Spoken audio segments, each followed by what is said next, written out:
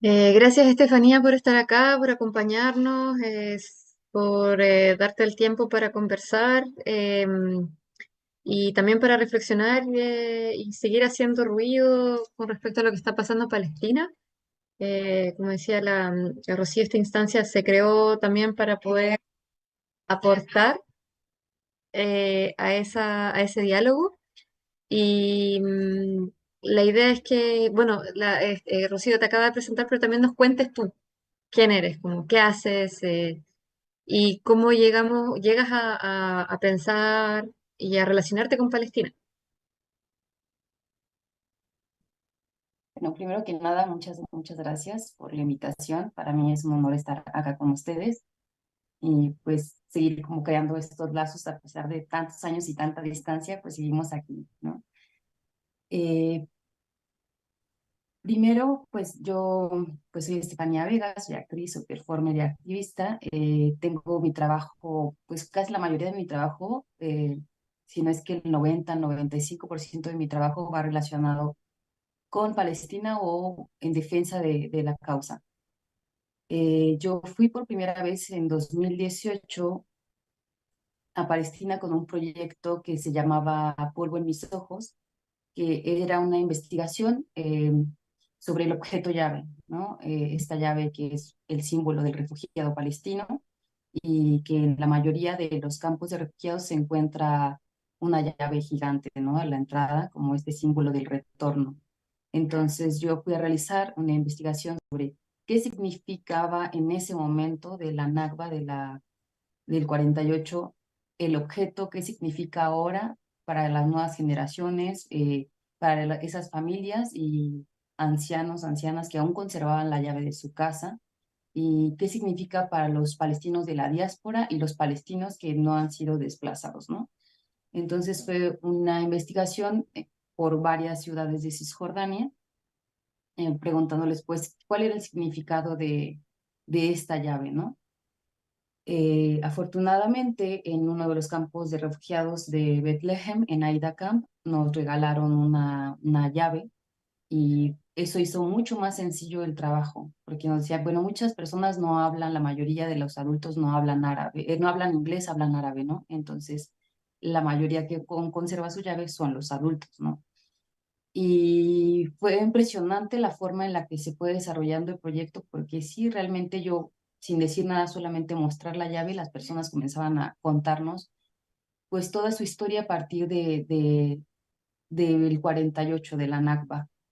Y pensando en traducir o tratar de entender estas palabras y estas historias, fui creando una pequeña danza que le llamé la danza del retorno, y hacía intervenciones escénicas en los puestos de control.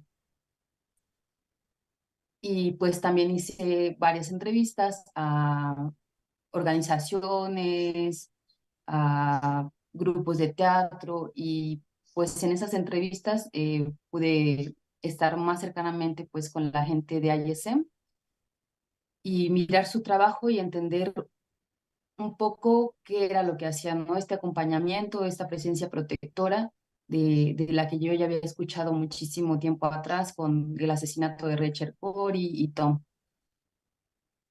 Y así es como yo me vinculo con ISM, ¿no? En ese primer viaje. Y después también le hago una entrevista a Mustafa Shetta y a Ahmed Tobasi, la gente del Freedom en Jenin.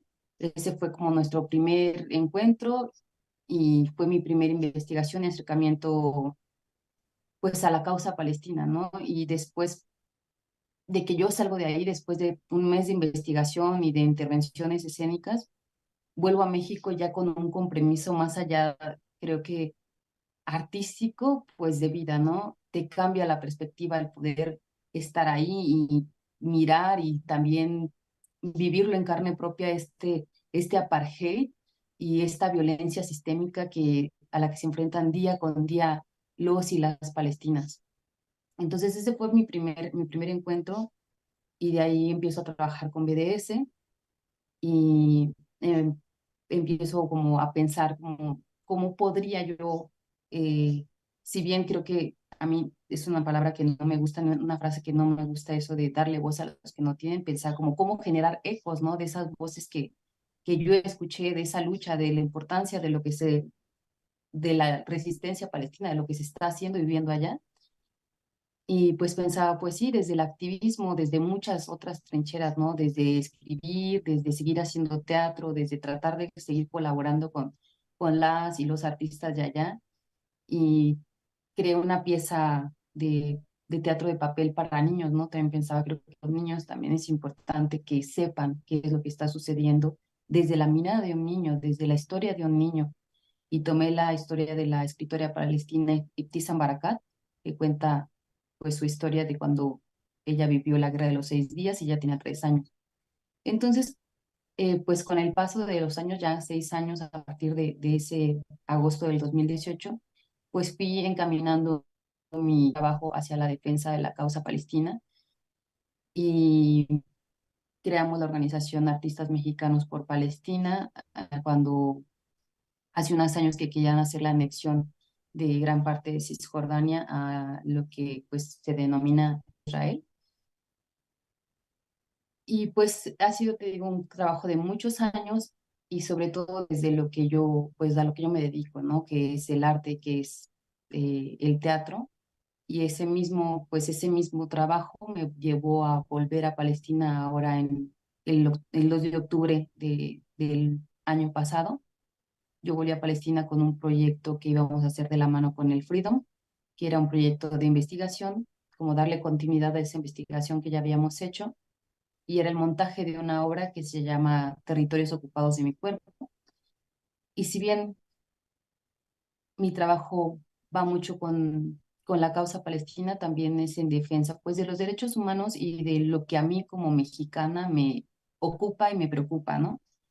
Que es la misma violencia que nosotros vivimos día con día acá, ¿no? Tanto las mujeres, que es una violencia pues a partir de esta eh, pues sociedad heteropatriarcal que violenta a las mujeres día con día, y pues también el crimen organizado, ¿no? Y nosotros pensábamos en hacer un proyecto que uniera esas dos voces, la voz de yo, Estefanía, mujer mexicana que todos los días sufre violencia en este territorio que es su cuerpo, y la violencia que viven día con día los palestinos en su territorio. Y pues al final pues no se logró como se tenía planeado por pues la gran ofensiva que comenzó Israel en la Franja de Gaza. Y de ahí yo me integro como activista en ISM de pues tiempo completo desde el 10 de octubre que tuve que salir del Freedom hasta el 8 de febrero que yo salí de Palestina. Y pues estuve haciendo presidencia protectora y acompañando a los niños a sus escuelas, haciendo cosecha de olivos, como creo que en la resistencia del vivir. Mm. Y en ese sentido, Estefanía, bueno, hay una gran trayectoria, relación humana, amorosa también con Palestina. Y en ese sentido, ¿cómo describirías ese desplazamiento? Porque, bueno, uno dice, eres un artista, ¿no? Eres un artista que va a hacer un trabajo artístico en Palestina, vas a hacer una residencia, vas a continuar un proyecto creativo, pero eso no se puede hacer porque justamente empieza la ofensiva en Gaza el 7 de octubre y empezamos a ver el desplazamiento forzado de gazatíes, ¿cierto? El genocidio que hemos podido ver a través de los medios de comunicación. Pero cómo eso impacta también en Cisjordania, que es la parte de la que menos se habla, ¿cierto? Y que de alguna manera tú ves violento, o sea, que la ves, la percibes. Sí, creo que justamente, pues sí, como bien lo dices, de Cisjordania se habla muy poco, ¿no? De lo que está sucediendo y de lo que ha sucedido por cientos de años. Aquí estoy. Eh, Y espérate, y la pregunta es, finalmente, ¿cómo ves tú ese desplazamiento? Porque uno diría, bueno, si los terroristas, como dicen, ¿no? Están buscando, los terroristas están en Gaza, bueno, ¿por qué tú tienes que impedir de hacer tu trabajo en Cisjordania si finalmente, supuestamente, ahí no pasa nada, ¿no? Entonces, ¿cómo haces tú esa lectura? Mm, pues yo pienso y lo viví y lo vi claramente como eh, el del 2 de octubre al 4 de octubre que yo llegué, hice como un recorrido casi de 2 días para poder llegar a Jenin y de mi salida de Jenin hacia Ramallah, un gran cambio.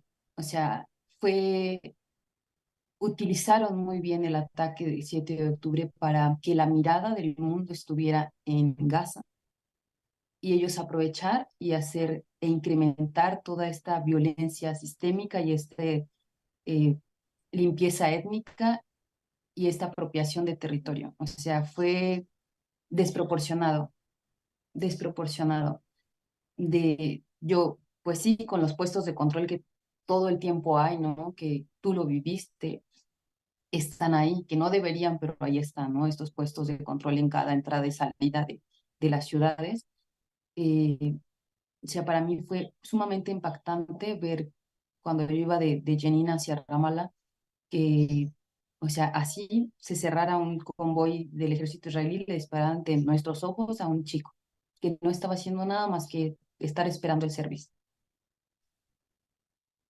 Y entonces me integro a esta organización que es ISM y empiezo a ir a las aldeas, ¿no? A las aldeas de Ramallah, de Betlehem, del sur de Hebrón, que es más Apreyata, y me doy cuenta ahí cómo ellos aprovecharon eso porque los armaron. O sea, el ministro Ben-Gvir, en ese lapso tan pequeño de tiempo que fueron 15 días, como los primeros 15 días, los armaron y en los primeros 15 días yo vi la desaparición de 3 aldeas. O sea, en 15 días desaparecieron 3 aldeas. Y ellos decían, es que esto es como, está desproporcionado, sí sucede, pero está yendo a un ritmo muy acelerado. ¿Por qué? Porque justo están aprovechando, como bien vuelvo a repetir, lo que está sucediendo en la Franja de Gaza para que pues este Cisjordania sea una tierra sin ley. Mm, Y pues eso es como yo lo podría describir. Cisjordania en este momento es una tierra sin ley, ¿no? Las ofensivas contra Jenin, contra Tulkarem, contra Masa Feryata van en incremento. Y un amigo me lo decía, un amigo del Centro Cultural de Tulkarem, que se llama Ala Abusa, decía, Tulkarem y Jenin son la pequeña Gaza. En este momento, o sea, a esa dimensión son la pequeña Gaza, que mm, no están bombardeándonos 24/7, no, pero todos los días hay invasiones, todos los días hay asesinatos, o sea, cada vez es más y más y más fuerte la represión, la violencia y los ataques contra estas dos ciudades. mm. Claro, bueno, yo sigo las redes del Freedom Theater, ¿cierto? Que es este teatro que está ubicado al interior de un campo de refugiados y por lo general están constantemente dando noticias de las ocupaciones que están sucediendo del ejército de Israel, ¿no? Y se ven pasar retroexcavadoras botando directamente edificios, rompiendo directamente las calles. Y en el fondo es la misma violencia que no sé si tú pudiste observar, pudiste ver en la desaparición forzada de estas aldeas. ¿Qué pasa con la gente que ve sus casas destruidas? Cuál es el movimiento? ¿Dónde van? Ay, creo que esa es de las cosas más, o sea, más dolorosas para mí, que lo fueran, ¿no? O sea, la primera aldea que yo vi desaparecer fue una aldea que se llamaba Wadi Sik. Primero creo que me gustaría hablar como esa resistencia, ¿no? Cuando se habla de resistencia, la mayoría de las personas imaginan resistencia armada, ¿no? A gente apostada en las casas con armas. No, o sea, la resistencia que en esas aldeas se vivía era el seguir permaneciendo ahí. Cuando los ataques de los colonos comienzan a ser más fuertes, estos colonos que viven en asentamientos ilegales israelíes, que viven muy cerca de estas aldeas, vienen y los atacan por las noches, asesinan sus ganado, o los violentan o entran y les destruyen sus hogares sin ninguna razón. Estefanía, perdona, te silenciaste sin querer.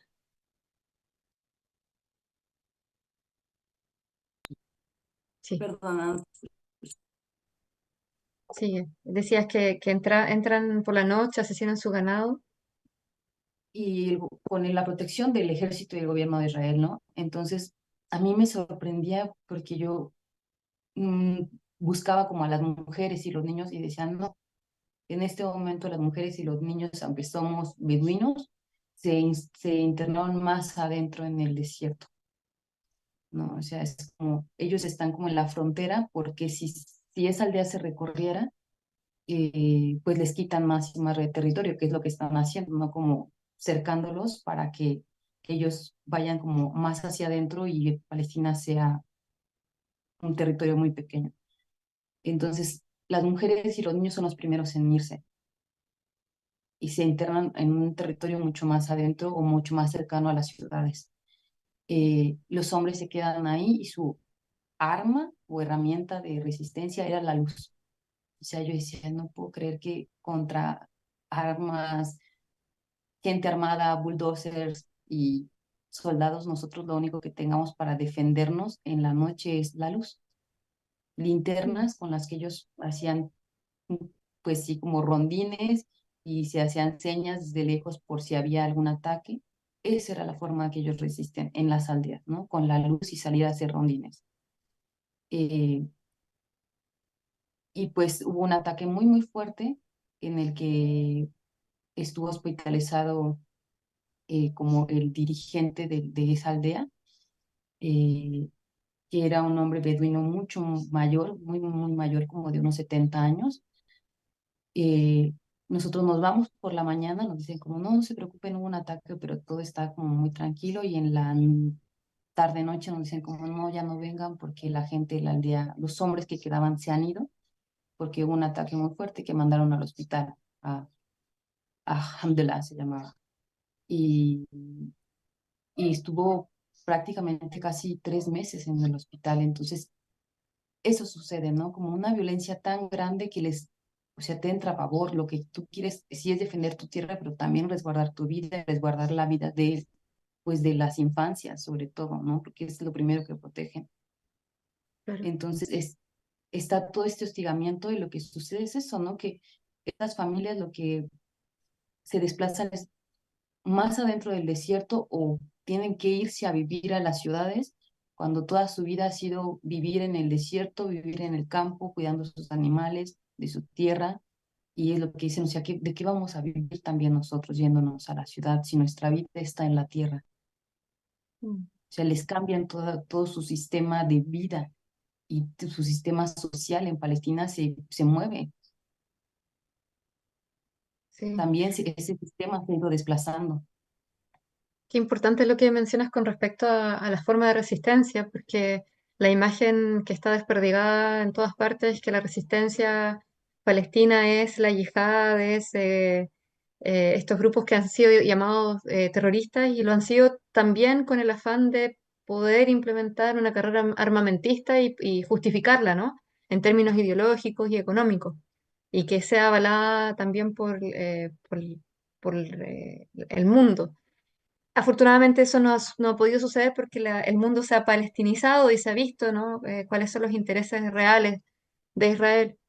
Pero en ese sentido, eh, también pensar la cultivación de la tierra o incluso los olivos, que es un elemento de resistencia cultural, porque el pueblo palestino es principalmente también ha sido campesino, ¿no? Y ha trabajado desde la cosecha de los olivos, la creación de aceites que ha exportado también. Entonces, Em, qué importante también es esta mirada sobre una forma de construir una economía que está vinculada a la tierra y que es finalmente la que se está desplazando y que vemos y que pasó en nuestros territorios hace muchos años, ¿no? Y que vemos que sigue pasando en otros lugares. En ese sentido, a propósito también de tu experiencia atravesando muros, ¿cómo crees? Porque, bueno, Palestina está dividida, lo que queda de Palestina está dividido por diferentes checkpoints, ¿cierto? Estos checkpoints son asentamientos militares que controlan el paso de la gente que ingresa a cada sección, ¿cierto? Delimitada. Tú hiciste un trabajo performativo ahora que estuviste allá, nos contaste también de la danza del retorno.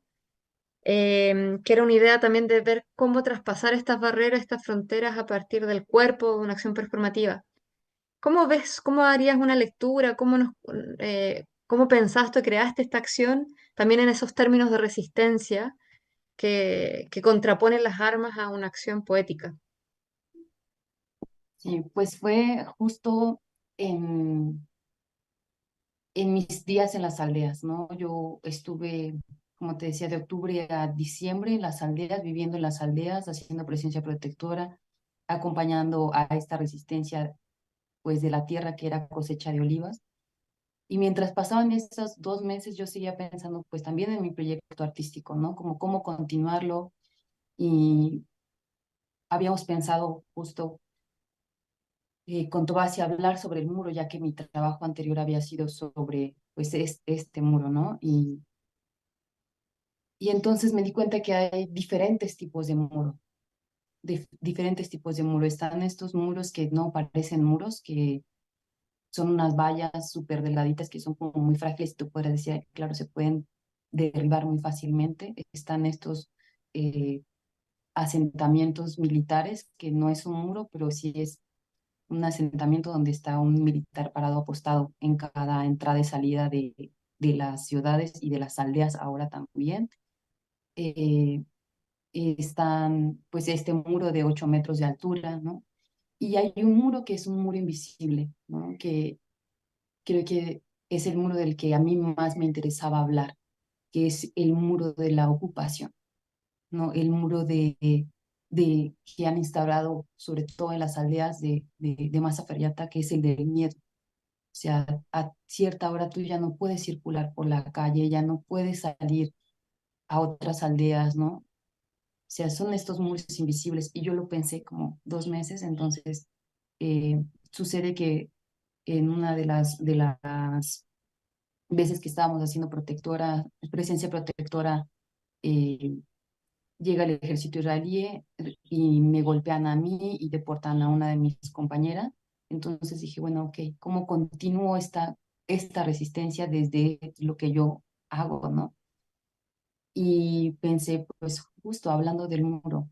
Y primero tuve varias exploraciones, como cómo resiste el cuerpo frente a este muro, que si bien ya no tiene como ya no están cruzando 24 horas al día los palestinos de un lado y del otro lado, sigue instaurado ahí, ¿no? Y claro que modifica el cuerpo estar frente a algo que te delimita el espacio y tu posibilidad de movimiento.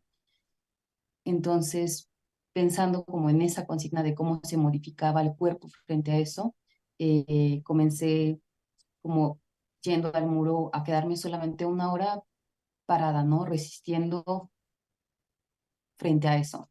Y después 2 horas y después 3 horas y después cuando ya estaba como en las 4 horas, justo sucede el arresto de Mustafa Sheta, el productor del Freedom.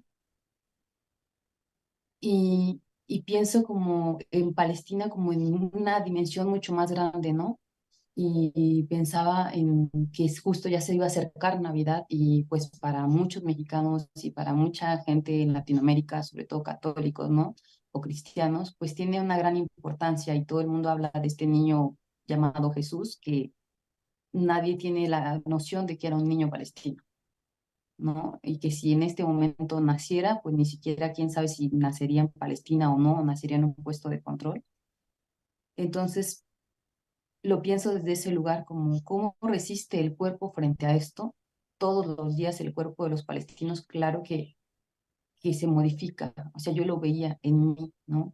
Cada que yo pasaba por un puesto de control, yo sentía como mi cuerpo se tensaba y yo dejaba de respirar. O sea, literalmente dejaba de respirar y creo que todos en el servicio lo hacían porque cada que pasábamos, todos después de unos segundos hacían como, Mm. decía, claro, que el cuerpo se modifica. Y entonces, también en solidaridad con Mustafa Shetta, que había sido arrestado y queriendo también que las personas fuera de Palestina dimensionaran cómo viven las personas dentro de estas prisiones, que es cómo viven sin agua, sin abrigo, muchas veces sin cobija, sin nada, los tienen en el piso y sin alimento, ¿no? Entonces, haciendo todo un análisis de todo lo que yo había vivido, decido hacer esta gran performance, que es una peregrinación desde la iglesia de la Natividad del día de Navidad hacia eh, el puesto de control de Betlehem, que se llama la tumba de Raquel, y resistir 24 horas frente a ese muro sin agua, sin comida y sin abrigo. Entonces fue así que yo pienso este performance como evidenciando, tratando de trasladar esa 24 horas frente a esto. Obviamente el cuerpo se va desgastando, ¿no? Y en diciembre hace un frío terrible, terrible, terrible en Palestina, el frío más horrible que jamás había sentido en mi vida. Y hubo una preparación, como te digo, también en cuestión del ayuno, yo comencé a retirar el alimento de a poco para que no fuera a lastimar a mi cuerpo. La idea no era eso, no, no era lastimarme, sino hacer una performance. Y fue así, 24 horas frente a un muro y cada hora hacía una transmisión en vivo de cómo atravesar este muro, ¿no? Y si bien en un inicio sí era como muy violento, ¿no? Las primeras exploraciones frente al muro sí era como atravesarlo, ¿no? Como cómo empezó así y después como a empujarlo y después ya al final dije, claro, también como si yo me pego al muro y empiezo a respirar como muy, muy, muy cercana al muro, algo va a suceder, como una parte de mí se va a, como a integrar al muro. Y fue así, ¿no? Fue así que como sucedió esta performance y que fue como justo evolucionando de muchas maneras, tanto en cuestión de reflexión como en cuestión de la pieza escénica ya en realización. ¿Y cómo fue la recepción? Porque, bueno, son muros que no están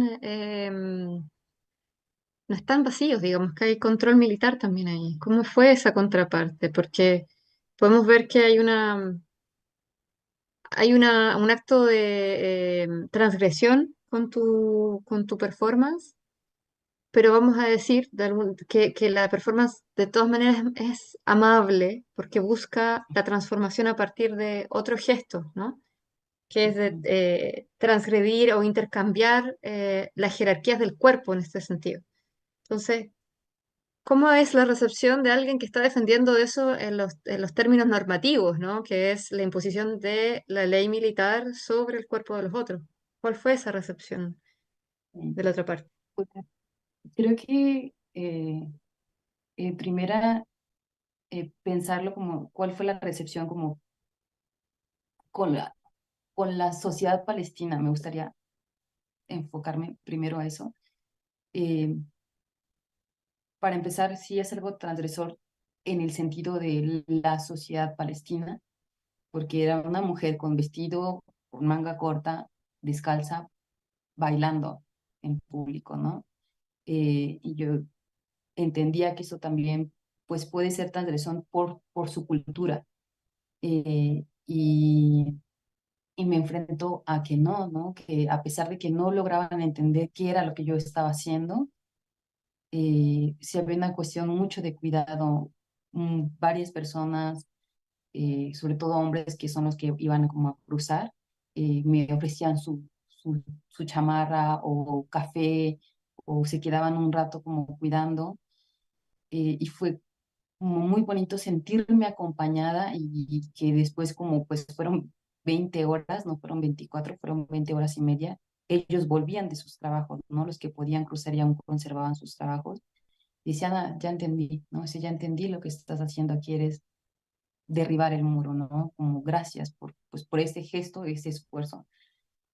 Y en cuestión pues de la ocupación, pues sí, o sea, es un muro que está completamente vigilado 24 horas al día, que tiene torres de control.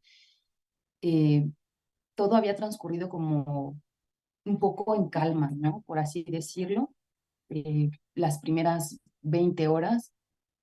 Y como nos fuimos recorriendo a diferentes puntos del muro, empezamos en el puesto de control y después nos fuimos a una parte que es muy simbólica, que está la figura, la imagen de Ajet Tamimi, y después me moví hacia una puerta de acceso, que esas puertas de acceso lo que hacen es dan acceso a los convoys israelíes para que puedan atacar, ¿no? Para ir y atacar los campos de refugiados, sobre todo lo que más atacan en Bethlehem, ¿no? El campo de Aida y el de Deher. Entonces yo estaba ahí haciendo mi performance y traía una vela, una candela, pues como símbolo también de resistencia. Y a las 20 horas y media llegan los militares, nos apuntan y pues como, ¿qué está pasando? No, pues solo estoy aquí, parada, y nos dicen que si lo que quería era yo incendiar el muro, y yo le digo como no, de hecho ya se apagó, lo que estoy tratando de hacer es prender mi vela. Y me dice, ¿qué quieres hacer con ella? Y yo, nada, no estoy en territorio palestino, estoy aquí parada, no, no estoy haciendo absolutamente nada, solo estoy aquí parada. Y este, nos hacen muchos cuestionamientos sobre de dónde venimos, qué estamos haciendo, cuánto tiempo tenemos ahí, y se escuchan detonaciones muy, muy fuertes a lo lejos y nos dicen como que no se dan cuenta que hay incursión militar en el campo de refugiados. Y le digo, sí, sí, sí lo sé, pero pues yo estoy como en territorio palestino y tú estás atacando territorio palestino. Y entonces nos empujan, o sea, fue muy violentamente, nos piden después de empujarnos como amablemente, por favor nos retiremos porque es peligroso. Y nosotros, mi compañero y yo, tratamos de rodearlos e irnos como justo a otra parte del muro y vuelven a ir hacia donde estamos con su tono amable, pero empujándonos, diciéndonos que nos tenemos que retirar de ahí, ¿no? Y pues no, al final no se lograron como consecutivas las 24 horas, fueron 20 horas y media porque nos impidieron continuar con la performance. Qué fuerte el testimonio de lo que nos comentas y también qué valiente hacer este trabajo. Me gustaría que también a partir de esa valentía nos comentaras un poquito como para finalizar las preguntas, al menos mis preguntas, ¿cuál es el valor que tú ves o que tú identificas en esta solidaridad de parte tuya, ¿no? ¿Cuál es la importancia de que otras personas que no sean palestinas hablen de lo que está pasando en Palestina, hagan ruido, ¿no? De estos colectivos como el que tú también, del que tú haces parte, que es el colectivo de Artistas por Palestina, Artistas Mexicanos por Palestina. ¿Cómo incide esto? ¿Cómo ayuda también para motivar a otras personas a que nos sumemos a la causa o a que hagamos ruido también? Sí, bueno, creo que em, si bien hay momentos en los que uno puede decir, ¿para qué no? ¿O de qué sirve si estoy tan lejos? Todo suma. Y para mí creo que es muy importante, es una forma de decir, estoy aquí, te escucho, te veo y te acompaño, ¿no? Como decirles que no están solos y realmente así lo sienten. Yo lo viví cada que yo les mostraba cosas que me mandaban mis compañeros que estaban haciendo, ya sea aquí, en Chile, en cualquier otra parte del mundo y se los mostraba a la gente de las aldeas, era impresionante su rostro, ¿no? Como de justo, de esperanza, de no es, ok, no estamos solos. Si bien nosotros no tenemos el poder de transformar y cambiar las leyes y que, o sea, no somos los que tienen el poder en sus manos, como no somos los gobernantes, pero sí somos quienes ellos representan, ¿no? Y podemos hacer presión y podemos sumar, haciendo que, hablando, exigiendo, no olvidándonos, ¿no? Y no, sobre todo creo que no siendo ajenos a lo que está sucediendo, porque creo que sobre todo a nosotros como Sur Global nos debería de preocupar, porque lo que está sucediendo es que le están demostrando al mundo, tanto Israel como Estados Unidos, que pueden hacer un genocidio en cualquier parte del mundo y nadie va a hacer nada, porque solo son dos países unidos ahí contra un país muy pequeño. Y creo que eso, ¿no? O sea, creo que sobre todo como sur global, como humanidad, pero sobre todo como sur global, debería de preocuparnos y deberíamos de unirnos, ¿no? A esta lucha, a esta voz, porque si nosotros no lo hacemos ahora, cuando nos suceda a nosotros, ¿quién lo va a hacer? ¿No? Creo que por eso es importante y todo suma, ¿no? Yo en verdad lo pensaba como cuando estaba ya, a veces sí, no es la que dudara, pero decía, bueno, yo sé que tal vez mi alcance es esto, pero con una persona más que lo vea, es una persona más que va a saber o va a tener curiosidad de, de saber qué está sucediendo en Palestina o tan solo el hecho de que alguien me pregunte en dónde está Palestina, para mí creo que ya es un logro, ¿no? Que tengan curiosidad de saber en dónde está, qué está ocurriendo, que quieran informarse, porque creo que pues la mayor fuerza que tiene el ocupante es la desinformación. Sí, bueno, y también está el trabajo ideológico que se ha hecho, ¿no? Es impresionante el momento en que uno se encuentra con israelíes, cómo defienden, pero con los ojos cerradísimos lo que están haciendo y están muy convencidos de eso. Y efectivamente eso no sucedería si tuviese ciertos apoyos estratégicos que son muy poderosos y muy importantes. Pero bueno, en ese sentido, me sumo a tus palabras, ¿no? Lo vi acá en Chile también como un grupo muy pequeño de personas, de palestinos y de simpatizantes también por Palestina, hicieron presión, llevaron una carta solicitándole a un diputado chileno que solicitara un alto al fuego. Y justamente ese antecedente permitió que un diputado pudiese presentar esa solicitud porque había un grupo que exigía eso en Chile, ¿no? Entonces, esa yo creo que es nuestro poder también como ciudadanos, pensando en que la ley debiese funcionar como un mandato ciudadano. Uno le da un mandato a un representante para que él cumpla la representación de la ciudadanía y no como lo vemos, ¿no? Que es que ellos gobiernan sin ese mandato y después piensan que van a ser reelegidos constantemente. Si es que tienen alguna pregunta, algún comentario. Hola, ¿puedo hablar? Por supuesto, adelante. ¿Se escucha? Sí, soy Mónica, vivo en Valparaíso, Chile, y nosotros todos los días sábados estamos yendo al muelle Prat del puerto de Valparaíso a funar a la empresa MSC que viene todas las semanas acá a los puertos chilenos, San Antonio, y luego pasa a Valparaíso y es una empresa que está autorizada para realizar carga peligrosa con químicos, ¿ya? Y desde que un medio informativo que se llama 360noticias.cl hizo una denuncia que nunca ha sido, digamos, desautorizada y nadie ha dicho que no sea verdad. Ese medio dijo que esta empresa en sus barcos lleva de acá ácido nítrico, ácido orgánico y ciclohexanona, que son químicos que se usan en la minería en Chile, pero a la vez sirven para preparar explosivos, bombas. Entonces, de ahí nosotros nos alertamos con esa noticia y nos informamos que MSC es una naviera israelí y que viene todas las semanas acá a Chile y no sabemos qué transporta realmente porque no hay información oficial.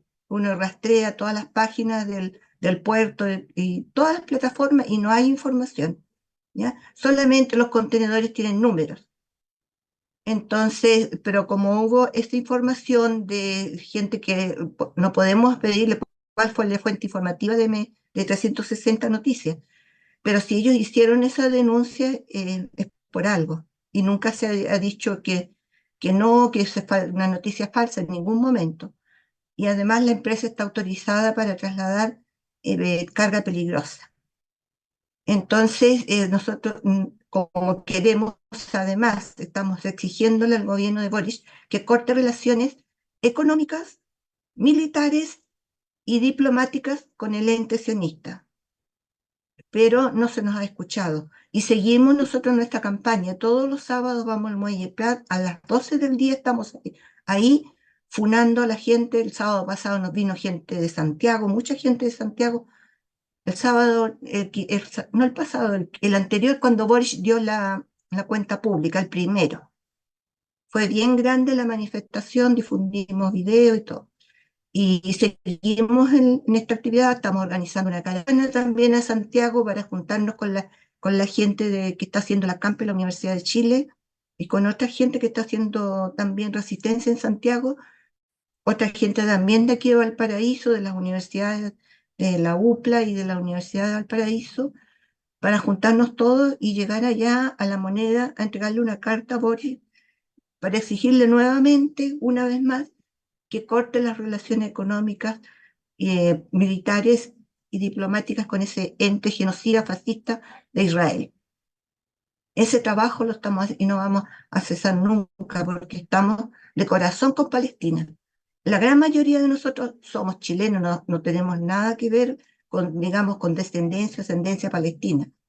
Somos chilenas y chilenos que estamos conmovidos porque no entendemos cómo la humanidad entera nos sale a las calles en todo el mundo a protestar, a exigir que se nos respete como seres humanos.